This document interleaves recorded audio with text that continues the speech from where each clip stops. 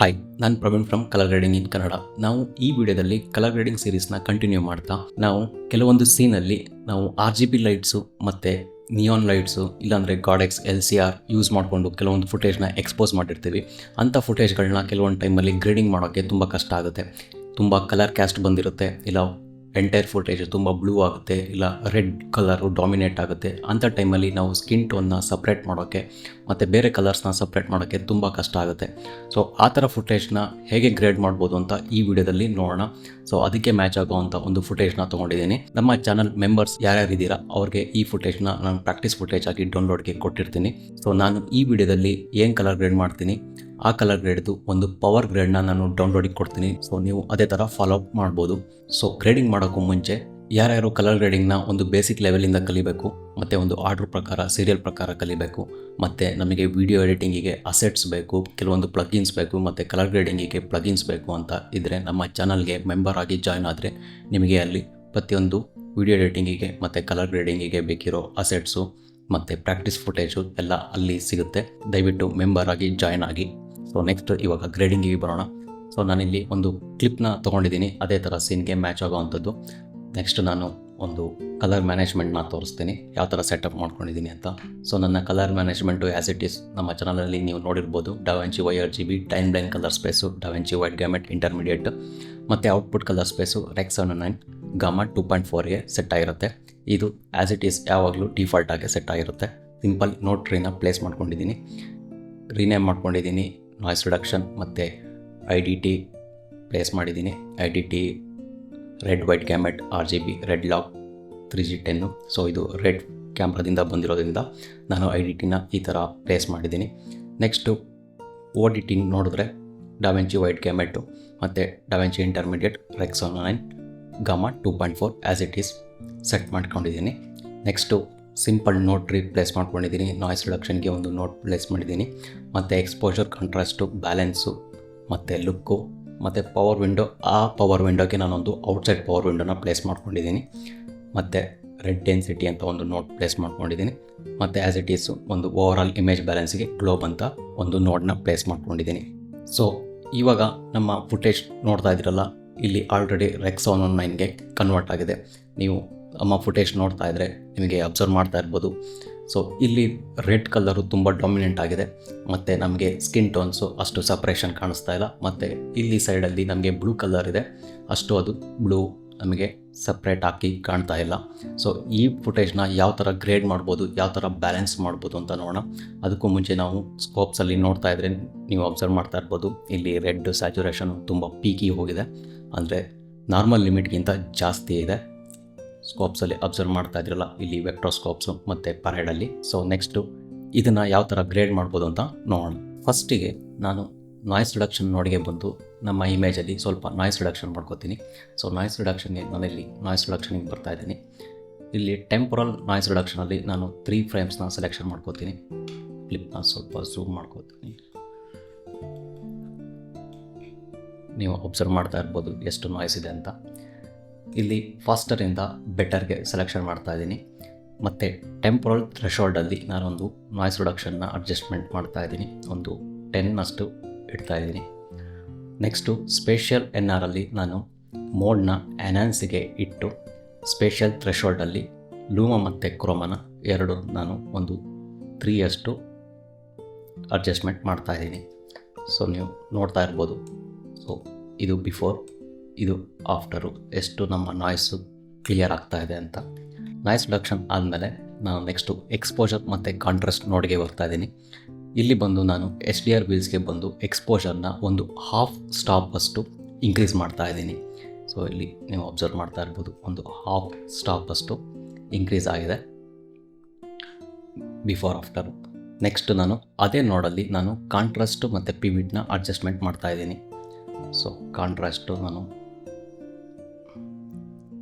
1.178 ಅಷ್ಟು ಇಡ್ತಾ ಇದ್ದೀನಿ.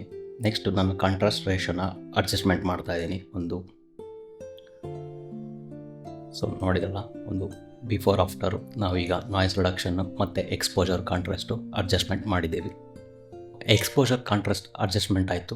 ನೆಕ್ಸ್ಟ್ ಇವಾಗ ನಾವು ಇಮೇಜ್ನ ಬ್ಯಾಲೆನ್ಸ್ ಮಾಡಬೇಕು. ಸೊ ಇಲ್ಲಿ ಫುಲ್ಲು ರೆಡ್ ಕ್ಯಾಸ್ಟ್ ಬಂದಿದೆಯಲ್ಲ, ಅದನ್ನು ಅವಾಯ್ಡ್ ಮಾಡಿ ನಾವು ಕಲರ್ ಸಪ್ರೇಷನ್ ತೆಗಿಬೇಕು ಅಂದರೆ ನಾವೀಗ ಬ್ಯಾಲೆನ್ಸ್ ಮಾಡಬೇಕು. ಸೊ ನಾನು ಬ್ಯಾಲೆನ್ಸಿಗೆ ಈಗ ಆಫ್ಸೆಟ್ ಯೂಸ್ ಮಾಡ್ತಾ ಇದ್ದೀನಿ. ಲಾಸ್ಟ್ ವಿಡಿಯೋದಲ್ಲೆಲ್ಲ ನಾವು ನೋಡಿದ್ವಿ. ಸೊ ರೆಡ್ಡಿಗೆ ಆಪೋಸಿಟ್ ಕಲರು ಬ್ಲೂ, ರೆಡ್ನ ಮೈನಸ್ ಮಾಡ್ತು ಅಂದರೆ ನಮಗೆ ಬ್ಲೂ ಆಗುತ್ತೆ ಅಂತ. ಸೊ ಇಲ್ಲಿ ನಾನು ರೆಡ್ನ ಮೈನಸ್ ಮಾಡಿ ಬ್ಲೂಗೆ ತೊಗೊಂಡು ಹೋಗ್ತಾ ಇಲ್ಲ, ರೆಡ್ನ ಮೈನಸ್ ಮಾಡಿ ನಾನು ಆಲ್ಮೋಸ್ಟ್ ಗ್ರೀನಿಗೆ ತೊಗೊಂಡು ಹೋಗ್ತಾ ಇದ್ದೀನಿ. ಸೊ ಏನಕ್ಕೆ ಅಂದರೆ ಗ್ರೀನ್ನ ಆ್ಯಡ್ ಮಾಡ್ತು ಅಂದರೆ ನಮಗೆ ಒಂದು ಸ್ಕಿನ್ ಟೋನ್ ಬರುತ್ತೆ. ಸೊ ನೋಡೋಣ ಯಾವ ಥರ ಆ್ಯಡ್ ಆಗುತ್ತೆ ಅಂತ. ಸೊ ನಾನಿಲ್ಲಿ ಆಫ್ಸೆಟ್ಟಿಗೆ ಬಂದು ನಾನಿಲ್ಲಿ ಆಫ್ಸೆಟ್ಟಲ್ಲಿ ನಾನಿಲ್ಲಿ ಸೆಂಟರಲ್ಲಿ ನಾನು ಗ್ರೀನ್ ಕಡೆಗೆ ಮೂವ್ ಮಾಡ್ತಾ ಇದ್ದೀನಿ. ಸೊ ನಾವಿವಾಗ ಆಫ್ಸೆಟ್ನ ಅಡ್ಜಸ್ಟ್ಮೆಂಟ್ ಮಾಡಿದ್ದೀವಿ. ನೀವು ಅಬ್ಸರ್ವ್ ಮಾಡ್ತಾ ಇದ್ರಲ್ಲ, ನಾನು ಸ್ವಲ್ಪ ಗ್ರೀನಿಗೆ ಮೂವ್ ಮಾಡಿದ್ದೀನಿ. ಸೊ ಇದನ್ನು ಬಿಫೋರ್ ಆಫ್ಟರ್ ನೋಡ್ತಾ ಇದ್ದೀವಲ್ಲ, ನಮ್ಮ ರೆಡ್ ಕಲರ್ ಏನು ರೆಡ್ ಕ್ಯಾಸ್ಟ್ ಇತ್ತು, ನಮ್ಮ ಸ್ಕಿನ್ ಟೋನು ಎಷ್ಟು ಸಪ್ರೇಟಾಗಿ ಒಂದು ಸ್ಕಿನ್ ಟೋನ್ ಪಾಪಪ್ ಆಗ್ತಾ ಇದೆ ಅಂತ. ಇದು ಬಿಫೋರ್, ಇದು ಆಫ್ಟರ್. ನೆಕ್ಸ್ಟು ನೀಟಾಗಿ ಬ್ಯಾಲೆನ್ಸ್ ಆಗಿಲ್ಲ. ಸೊ ಅದಕ್ಕೋಸ್ಕರ ನಾನು ಲುಕ್ ನೋಡೋಕ್ಕೆ ಬಂದು ಈ ಇಮೇಜ್ನ ಇನ್ನೂ ಸ್ವಲ್ಪ ಬ್ಯಾಲೆನ್ಸ್ ಮಾಡ್ತೀವಿ. ನಾವು ಕಾಮನ್ ಆಗಿ ಬ್ಯಾಲೆನ್ಸ್ ಮಾಡೋಕ್ಕೆ ಹಳೆ ವಿಡಿಯೋದಲ್ಲಿ ನಾವು ಮೊದಲೆಲ್ಲ ನೋಡಿದ್ವಿ. ನಾವು ಲಿಫ್ಟ್ ಗಾಮಾ ಗೇನ್ ಬಾರ್ಸಿಗೆ ಬಂದು ಒಂದೊಂದು ಪಾಯಿಂಟ್ನ ಸೆಲೆಕ್ಷನ್ ಮಾಡಿ ನಾವು ಬಾರ್ಸಲ್ಲಿ ಅಡ್ಜಸ್ಟ್ಮೆಂಟ್ ಮಾಡ್ತಾಯಿದ್ವಿ. ಸೊ ನಾವು ಈ ವಿಡಿಯೋದಲ್ಲಿ ಬಾರ್ಸು ಮತ್ತು ಕಲರ್ ವೀಲ್ಸ್ನ ಯೂಸ್ ಮಾಡ್ತಾ ಇಲ್ಲ. ಅದ್ರ ಬದಲಿಗೆ ನಾವು ಇಲ್ಲಿ ಕರ್ವ್ಸ್ನ ಯೂಸ್ ಮಾಡ್ತಾಯಿದ್ದೀವಿ. ಸೊ ನಾವು ಕರ್ವ್ಸ್ನ ಯೂಸ್ ಮಾಡಿಕೊಂಡು ಯಾವ ಥರ ಬ್ಯಾಲೆನ್ಸ್ ಮಾಡ್ಬೋದು, ಇನ್ನೂ ಸ್ವಲ್ಪ ನಮ್ಮ ಸ್ಕಿನ್ ಟೋನ್ಸ್ನೆಲ್ಲ ಯಾವ ಥರ ಅಡ್ಜಸ್ಟ್ಮೆಂಟ್ ಮಾಡ್ಬೋದು ಅಂತ ನೋಡೋಣ. ಸೊ ನೆಕ್ಸ್ಟ್ ನಾನು ಲುಕ್ ನೋಡಲ್ಲಿ ಕರ್ವ್ಸ್ಗೆ ಬರ್ತಾಯಿದ್ದೀನಿ. ಕರ್ವ್ಸ್ಗೆ ಬಂದು ಇಲ್ಲಿ ನಮ್ಮ ಚೈನ್ ಲಿಂಕ್ ಇದೆಯಲ್ಲ, ಇಲ್ಲಿ YRGB ಅಂತ ಒಂದು ಆಪ್ಷನ್ ಇದೆ, ಇಲ್ಲಿ ಚೈನ್ ಲಿಂಕ್ ಇದೆ, ಇದನ್ನು ಡಿಸೇಬಲ್ ಮಾಡ್ತೀನಿ. ಸೊ ಡಿಸೇಬಲ್ ಮಾಡಿದ್ರೆ ಏನಾಗುತ್ತೆ ಅಂದರೆ ನಾನು ಇಂಡಿವಿಜುವಲ್ ಕಲರ್ಸ್ನ ಅಡ್ಜಸ್ಟ್ಮೆಂಟ್ ಮಾಡ್ಕೋಬೋದು. ಸೊ ಡಿಸೇಬಲ್ ಮಾಡಿ ನಾನು ರೆಡ್ಗೆ ಬರ್ತಾಯಿದ್ದೀನಿ. ರೆಡ್ಡಲ್ಲಿ ಬಂದು ಇಲ್ಲಿ ನಾವು ಹಿಸ್ಟೋಗ್ರಾಮ್ ನೋಡ್ತಾ ಇದ್ದೀವಲ್ಲ, ಇಲ್ಲಿ ರೆಡ್ಡು ಸ್ವಲ್ಪ ಪೀಕಲ್ಲಿದೆ. ಸೊ ನಾನಿಲ್ಲಿ ಒಂದು ಪಾಯಿಂಟ್ನ ಕ್ರಿಯೇಟ್ ಮಾಡ್ತಾ ಇದ್ದೀನಿ. ಸೊ ಎಲ್ಲಿ ರೆಡ್ ಪೀಕಲ್ಲಿದೆ ಅಲ್ಲೊಂದು ಪಾಯಿಂಟ್ನ ಕ್ರಿಯೇಟ್ ಮಾಡಿ ನಾನು ಮಿಡ್ ಟೋನಲ್ಲಿ ರೆಡ್ನ ಸ್ವಲ್ಪ ಮೈನಸ್ ಮಾಡ್ತಾ ಇದ್ದೀನಿ. ಸೊ ಅಬ್ಸರ್ವ್ ಮಾಡ್ತಾ ಇದ್ದೀರಲ್ಲ, ರೆಡ್ನ ಸ್ವಲ್ಪ ಮೈನಸ್ ಮಾಡ್ತಾ ಇದ್ದೀನಿ. ಸೊ ಅದನ್ನು ಬ್ಯಾಲೆನ್ಸ್ ಮಾಡೋಕ್ಕೆ ನಾನು ಸ್ವಲ್ಪ ನೆಕ್ಸ್ಟು ಗ್ರೀನ್ಗೆ ಬಂದು ಗ್ರೀನನ್ನು ಸ್ವಲ್ಪ ಡೌನ್ ಮಾಡ್ತಾ ಇದ್ದೀನಿ. ಬ್ಲೂ ಕರ್ವಿಗೆ ಬಂದು ನಾನು ಸ್ವಲ್ಪ ಬ್ಲೂನ ಮೈನಸ್ ಮಾಡಿತು ಅಂದರೆ ನಮಗೆ ಯೆಲ್ಲೋ ಟೋನ್ ಬರುತ್ತೆ. ಸೊ ನಾನು ಸ್ವಲ್ಪ ಬ್ಲೂಯಿಂದ ಸ್ವಲ್ಪ ಯೆಲ್ಲೋನ ಅಡ್ಜಸ್ಟ್ಮೆಂಟ್ ಮಾಡ್ತಾ ಇದ್ದೀನಿ. ಸೊ ನೋಡಿದ್ವಲ್ಲ, ಲುಕ್ ನೋಡಲ್ಲಿ ನಾವು ಬಿಫೋರ್ ಆಫ್ಟರ್ ನೋಡೋದಾದರೆ ಇದು ಬಿಫೋರ್ ನಾವು ಬ್ಯಾಲೆನ್ಸ್ ಮಾಡಿದ್ವಲ್ಲ ಅದು, ಆಫ್ಸೆಟ್ ವೀಲ್ನ ಯೂಸ್ ಮಾಡಿಕೊಂಡು ಬ್ಯಾಲೆನ್ಸ್ ಮಾಡಿದ್ವಲ್ಲ ಅದು. ನೆಕ್ಸ್ಟು ಲುಕ್ ನೋಡಲ್ಲಿ ನಾವು ಇನ್ನೂ ಸ್ವಲ್ಪ ಕರ್ವ್ಸ್ನ ಯೂಸ್ ಮಾಡಿಕೊಂಡು ರಿಫೈನ್ ಮಾಡಿದ್ದೀವಿ. ಸೊ ನಿಮಗೆ ಇಲ್ಲಿ ಕರ್ವ್ಸ್ ಏನೂ ಕಾಣಿಸ್ತಾ ಇಲ್ಲ, ನಮಗೆ ಈ ಕರ್ವ್ಸ್ನ ಬ್ಯಾಲೆನ್ಸ್ ಮಾಡೋಕ್ಕೆ ಕಷ್ಟ ಆಗ್ತಿದೆ ಅಂದರೆ ನಾನು ಪವರ್ ಗ್ರೇಡ್ ಕೊಡ್ತೀನಿ ಡೌನ್ಲೋಡ್ಗೆ. ನೀವು ಪವರ್ ಗ್ರೇಡ್ ನೋಡಿಕೊಂಡು ಕರ್ವ್ಸ್ನ ಅಡ್ಜಸ್ಟ್ಮೆಂಟ್ ಮಾಡ್ಕೋಬೋದು.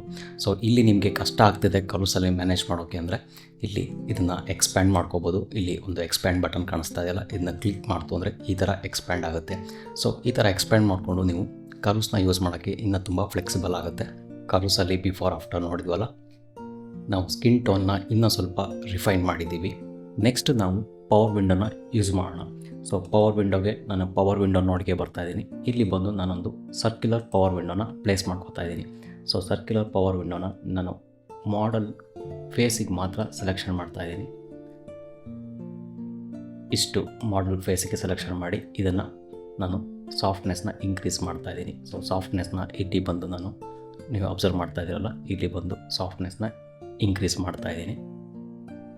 ಸೊ ಸಾಫ್ಟ್ನೆಸ್ನ ಇನ್ಕ್ರೀಸ್ ಮಾಡಿ ನಾನು ಇದನ್ನು ಇನ್ವರ್ಟ್ ಮಾಡ್ಕೋತಾ ಇದ್ದೀನಿ, ಅಂದರೆ ಉಲ್ಟಾ ಸೆಲೆಕ್ಷನ್ ಮಾಡ್ಕೋತಾ ಇದ್ದೀನಿ. ಪವರ್ ವಿಂಡೋನ ಇನ್ವರ್ಟ್ ಮಾಡಿ ನಾನು ಗಾಮಾ ಮತ್ತು ಗೇನಲ್ಲಿ ಎರಡನ್ನೂ ಅಡ್ಜಸ್ಟ್ಮೆಂಟ್ ಮಾಡ್ತಾ ಇದ್ದೀನಿ. ಸೊ ಗಾಮಾಗೆ ಬಂದು ನಾನು ಸ್ವಲ್ಪ ಗಾಮಾನ ಕಮ್ಮಿ ಮಾಡ್ತಾ ಇದ್ದೀನಿ, ಸ್ವಲ್ಪ ಗಾಮ ಕಮ್ಮಿ ಮಾಡ್ತಾ ಇದ್ದೀನಿ. ನೆಕ್ಸ್ಟ್ ನಾನು ಗೇನಲ್ಲೂ ಅಷ್ಟೇ ನನಗೆ ಏನು ಹೈಲೈಟ್ಸ್ ಇದೆ ಅದು ಸಹ, ಗೇನ್ ಅಂದರೆ ಬ್ರೈಟರ್ ಪಾರ್ಟ್ಸ್ ಇರುತ್ತಲ್ಲ ಅದನ್ನು ಸಹ ನಾನು ಕಮ್ಮಿ ಮಾಡ್ತಾ ಇದ್ದೀನಿ.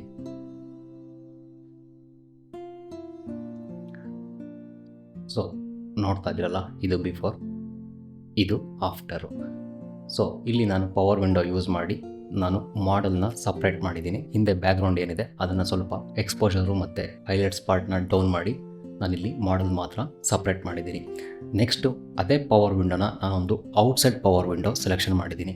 ನನಗೆ ಇಲ್ಲಿ ಏನು ಪವರ್ ವಿಂಡೋ ಸೆಲೆಕ್ಷನ್ ಆಗಿದೆಯಲ್ಲ ಅದ್ರ ಉಲ್ಟಾ ಇನ್ನೊಂದು ಔಟ್ಸೈಡ್ ಪವರ್ ವಿಂಡೋ ಸೆಲೆಕ್ಷನ್ ಮಾಡಿದ್ದೀನಿ. So outside power window selection ಮಾಡೋಕ್ಕೆ ನಮ್ಮ ಕೀಬೋರ್ಡಲ್ಲಿ ಶಾರ್ಟ್ಕಟ್ ಕೀ ಆಲ್ಟ್ ಓ ಪ್ರೆಸ್ ಮಾಡ್ತು ಅಂದರೆ ಔಟ್ಸೈಡ್ ಪವರ್ ವಿಂಡೋ ಸೆಲೆಕ್ಷನ್ ಆಗಿರುತ್ತೆ. ಸೊ ಇಲ್ಲಿ ಬಂದು ನಾನು ಔಟ್ಸೈಡ್ ಪವರ್ ವಿಂಡೋದಲ್ಲಿ ನಾನು ಮಾಡಲ್ದು ಫೇಸ್ ಏನಿದೆ ಅದನ್ನು ಮಾತ್ರ ಅಡ್ಜಸ್ಟ್ಮೆಂಟ್ ಮಾಡ್ತಾಯಿದ್ದೀನಿ. ಇಲ್ಲಿ ಬಂತು ನಾನು ಮಾಡಲ್ ಫೇಸಲ್ಲಿ ನಾನು ಸ್ವಲ್ಪ ಕಾಂಟ್ರಾಸ್ಟ್ ಇನ್ಕ್ರೀಸ್ ಮಾಡ್ತಾಯಿದ್ದೀನಿ. ಒಂದು 1 ಪಾಯಿಂಟ್ ಇಷ್ಟು ಕಾಂಟ್ರಾಸ್ಟ್ ಅಡ್ಜಸ್ಟ್ಮೆಂಟ್ ಮಾಡ್ತಾಯಿದ್ದೀನಿ. ಸೊ ಕಾಂಟ್ರಾಸ್ಟ್ ರೇಷೋ ಅಡ್ಜಸ್ಟ್ಮೆಂಟ್ ಮಾಡೋಕ್ಕೆ ನಾನು ಪಿವಿಟ್ನ ಯೂಸ್ ಮಾಡ್ತಾಯಿದ್ದೀನಿ.